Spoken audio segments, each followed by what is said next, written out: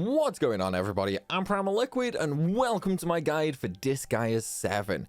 In this video, I'm going to show you guys the fastest and most efficient way possible to max out your reincarnation stats. This is obviously going to be required for if you want to go ahead and just create the ultimate strongest character possible. And the good news is you can do this without even fighting a single battle. Okay, so right now if we go to the assembly real quick and I reincarnate my Fuji character, as you can see right now I have 1,310 points. This means I can max out my attack, my HP, and nearly my, well, I can max out my SP, and then we can start working on other stats. Obviously the end goal is to completely cap all of these at 1,500. So how do we do this as efficiently as possible? Well, firstly, we are going to need a few things. You are going to need a huge amount of EXP and mana in the juice bar. However, worry not, I do have a guide in the playlist below in the description, which will show you exactly how to farm more than you will ever need extremely quickly.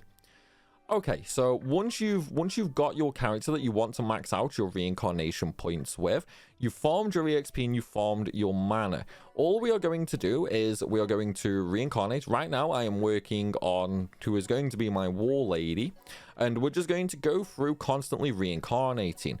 What I would also suggest doing as well is going through each of the different classes if you are doing this with a generic. The reason being, once you get that character to max level, you will then learn a bunch of skills which you can use on your final character. So right now, I've just increased my war lady to the maximum level, and I've given her maximum mana as well. So now we're just going to go through and reincarnate once again. And as you can see, my points are slowly going up each and every time I do this. And then it is quite literally just a case of repeating the process with the EXP and the mana, going in and reincarnating. Now, why is this worthwhile? Well, firstly, you are obviously going to learn a bunch of skills. Secondly, you are going to massively increase your stats. This is extraordinarily important if you do want to create a perfect character. As you can see, I just got a bunch more as well. The only skills that I cannot use on my final character are the ones with the red sword icon. So for example, that red sword icon, I can't use that skill on a war lady because it is a thief exclusive skill. However, the other 5, the green circles, they are buffs and debuffs. I can use them on any class I want. And this way, you farm 2 things at once. So instead of just farming reincarnation points, you're also unlocking abilities. So all we're going to do is we are just going to keep on and on reincarnating. Now, I don't know what the actual cap is for total reincarnations. However, you did see my Fuji is around half of the way there. If we take a look at his total reincarnations, I do have 91. So it is probably going to be around the 300 mark, just like in previous Disgaea titles, where the total cap was, I want to say it was around 320 reincarnations at max level to fully cap out on all of the stats. But again, you are going to want to do this, and thankfully it doesn't actually take that long.